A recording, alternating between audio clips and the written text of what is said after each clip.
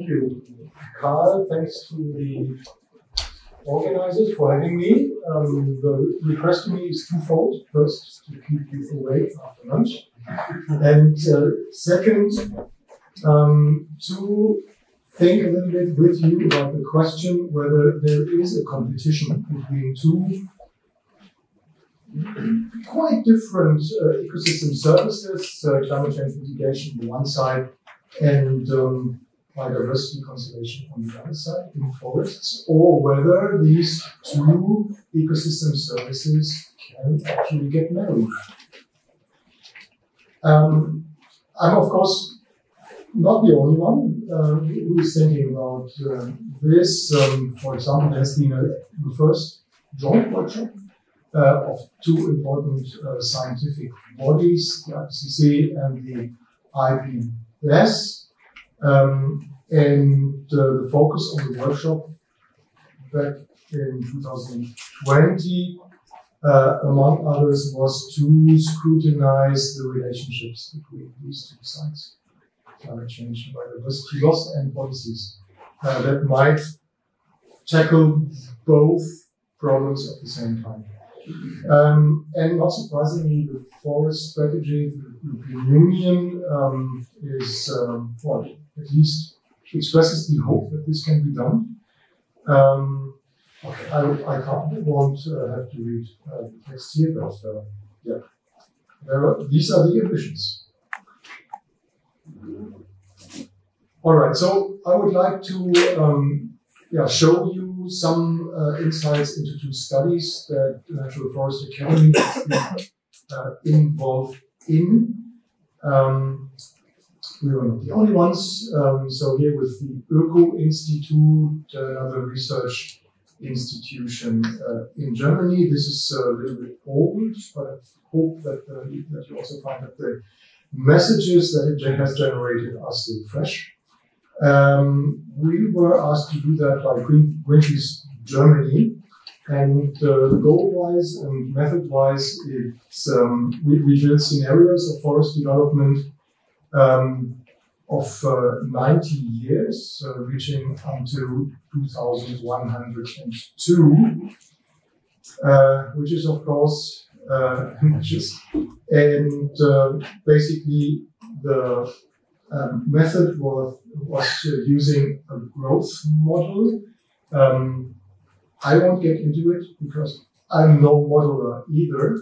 But actually what it does is to take the individual trees and calculate according to the species and according to the age and development of their diameters, of their height, and so on and so forth. And then if you have one tree, then you kind of expand it to an entire scale.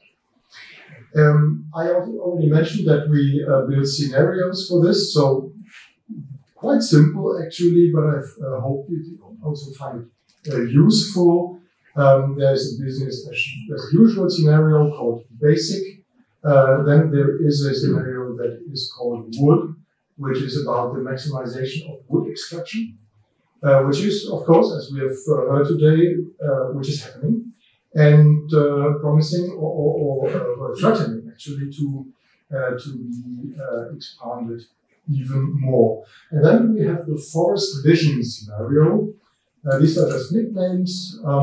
So the forest vision scenario includes a moderate reduction of harvesting. So it does include harvesting, but a reduction of that. A more ecosystem sound approach to forestry, I will come to that, and an expansion of the area of unmanaged forests. I'm seeing that it's, up to now it's working to keep you awake. Let's see. Basically, I think you can, in all over Europe, you can distinguish three approaches to forestry. There is the even age stand forestry, where you have large areas of trees, often monocultures, of the same age, and then clear cut, and then planting or seeding, and then the cycle starts over again.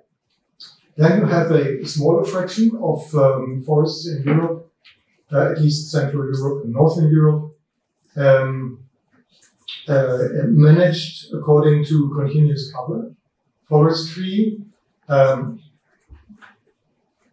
Yeah, I think the name already mentioned or describes it well. You keep the canopy closed and have a very vertically structured forest, and you make it by design. So lots of planting, lots of also introducing exotic tree species. So it's a highly intensive way of constructing the forest.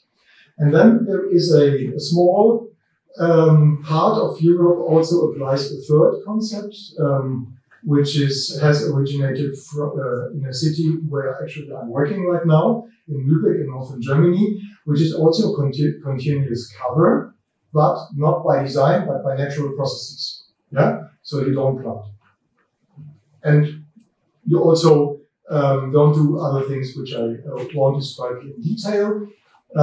This has also been drawn some attention by TEEP, Germany, and also by the European Union, and the guidelines in forest management, which have already been mentioned today.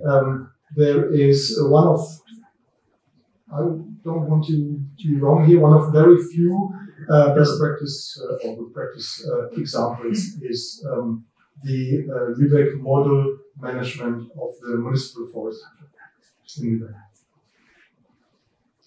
Lübeck. Just very briefly, what is that? Because it has an importance for the rest of my talk.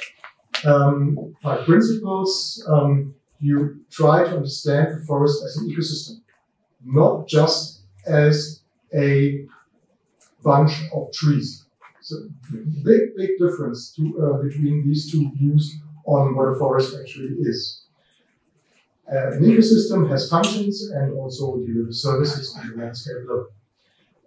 Then the main goal is to transform the forest that you work with towards a more natural state. This is the first priority of all. For this, you also use learning sites. So you set aside a certain percentage, in Lübeck it's 10%, to non-intervention regime and observe what is happening and try to learn from the learning sites for the rest of for the 90% of the forest that's managed. Ecosystem services have already been mentioned, and maybe the most practical implication of this approach is that you try to do as little as possible in the forest, which does not mean that you don't harvest, you do, but you try to reduce the frequency and the intensity of forest management to the absolute minimum. And how that works, I will hope to be able to explain to you a little bit in the coming talk, and the next slide is already useful for this. So now into the forest vision, this first study that we were part in. 3 scenarios. The business as usual scenario. Basically, in Germany, this is about Germany, the study first. The second study I will present is about European Union. So first, Germany. Trees are harvested at a relatively young age with a relatively short or small diameter. Then the frequency of harvest is relatively high, so you do thinning and all these types of things. You harvest relatively intensively in order to extract the wood that you think that society needs or that you want to sell in order to have a reasonable income. Yes, there is in Germany we have a small or a slow tendency towards a higher percentage of deciduous forests in trees in our forests. So this is the basic scenario, and then it's the middle, and then we have the other 2 scenarios. Forest vision is harvesting. First line here, harvesting trees later, so they get thicker. Only 1 or 2 visits in the forest before harvesting, so you don't do thinning, for example. then the intensity of harvest is much reduced, as I said, because you extract larger trees, so you don't have to, for getting the same amount of wood, you don't have to go so many times and don't cut so many trees. And you put more efforts in the transformation towards more deciduous dominated forests. And on the other side, the wood scenario is quite the opposite, a little bit like the business as usual, but more extreme with higher intensity, higher frequency and high intensity of the interventions in the forest, and keeping more or less as it's now the proportion between coniferous trees, which are much dominant in German forests, and deciduous trees. So, the results. No, maybe this. Okay. So here you have the trends which you can achieve until 2102 by applying the different management regimes. So if you, not really surprisingly, you get a higher stock volume when you extract less. Yeah? So you let forests grow, you do extract, but don't extract that much. Whereas when you intensify harvesting, the growing stock volume can even decrease. First surprise maybe is that if you let forests grow, they won't slow down in their increments, but they will even speed up. Yeah? Older forests are more productive than younger forests. It's a confusion and also, well, a successful lobbying actually by certain groups to claim that young forests are more productive than old forests. That's not true. Well, if you have more stock volume and higher increments, you will also have more carbon storage per year in the forest. And this is the picture here in the forest, or plus the wood that you extract. And here, what you see here, that under the forest vision scenario, most of the increments stay in the forest. Whereas only a large percentage of the increments stay in the forest, and the large majority of the increments is extracted under the wood scenario.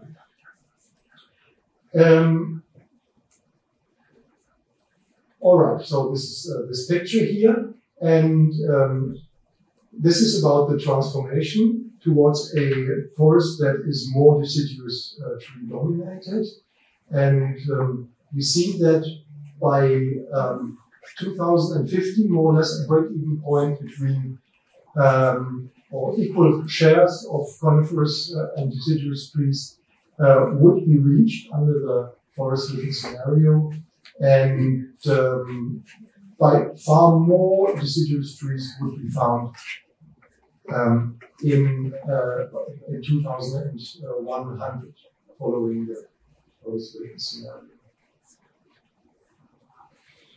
So very quickly, the messages from applying the scenario is that you can reach certain things, and now the important thing is that you can reach them at the same time, in the same piece of forest. Yeah, you don't have to segregate forests where you want to store carbon from the forest where you want to have more, which are supposed to be more natural. But you can do it in the same ecosystem. So by doing this, you can steeply increase the average standing stocks. You can at least maintain the increments or even increase the increments. So forests taking one and two together can become a better council.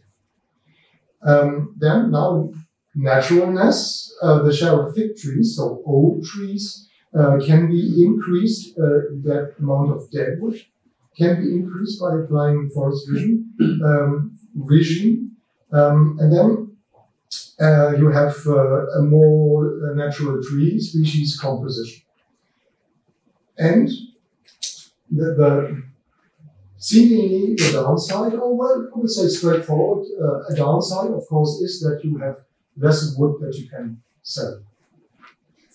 But you have more precious wood because you have thicker trees, yeah? And that's the trick.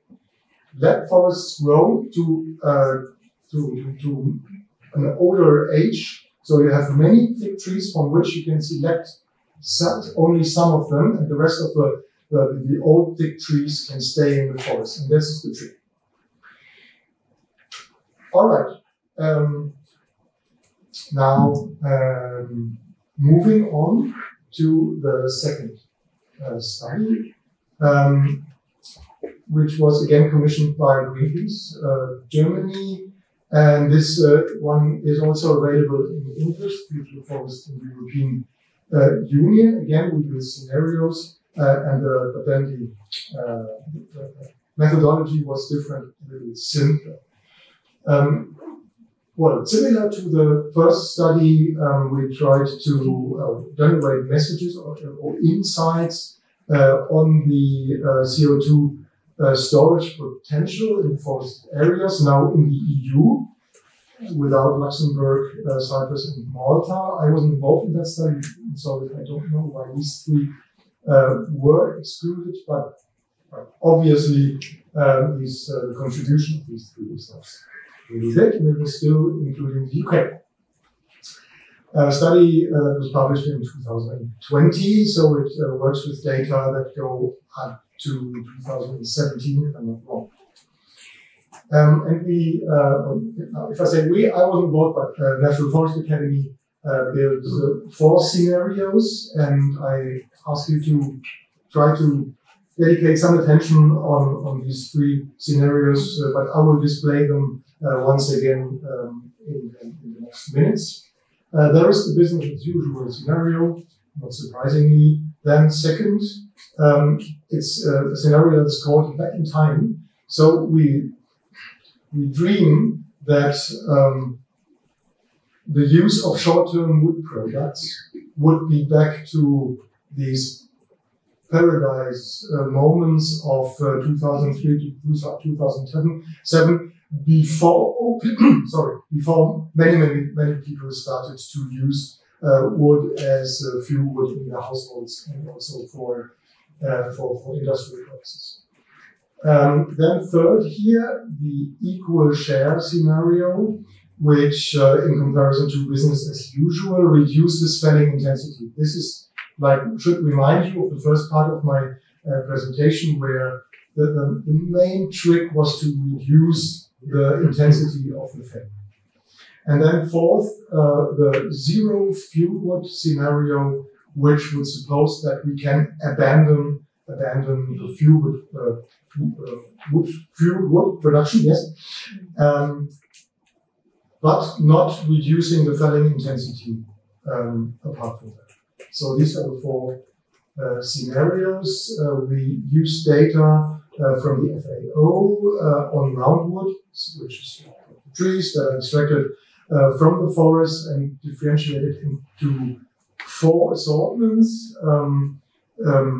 Boards and veneer on the one hand, then other uses of large pieces of wood, and put this together into long-lived products, and then the short-lived products is like fuel wood and also other like residual wood use that falls in this category of short-lived.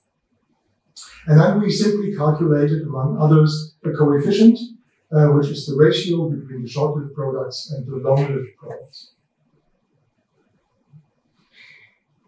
First of all, we calculated, however, what would be the potential of carbon storage, the theoretical ecological potential. So, what would primary forests in the European forests actually store as carbon? Right now, we have 152 cubic meters per hectare by average in EU forests.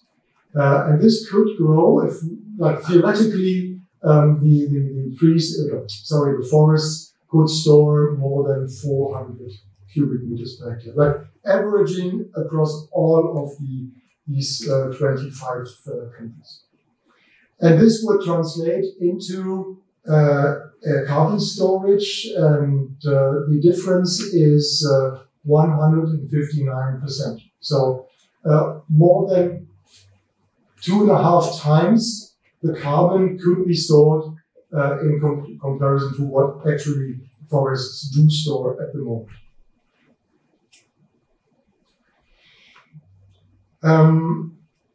So we have harvesting, we have wood extraction, and here this graph shows you the culprits. I wouldn't call it like this, but those countries that harvest the largest volume of groundwood, Sweden, Germany, Finland, France, Poland, and also Austria and other countries. So these addressing the problem of harvesting, or the harvesting regime in these 5 or 6 countries would actually make up 76% of the difference. Yeah? So these are the countries that, well, where really the outcome is largest when it comes to increasing forest carbon.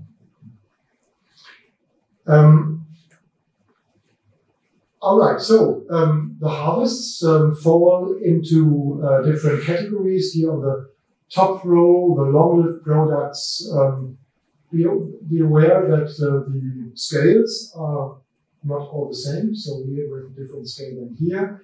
Basically, we have a certain increase in the harvests for long-lived product and a strong increase in harvest for short-lived products. That's, of course, not surprising at all from what we have heard today. And we've seen here, or we can see here that comparing to 2003 to 2007, we have a strong increase in this ratio between short-lived and long-lived products. Above 1 means that we have more volume dedicated to the use, to short-lived use than to long-lived use.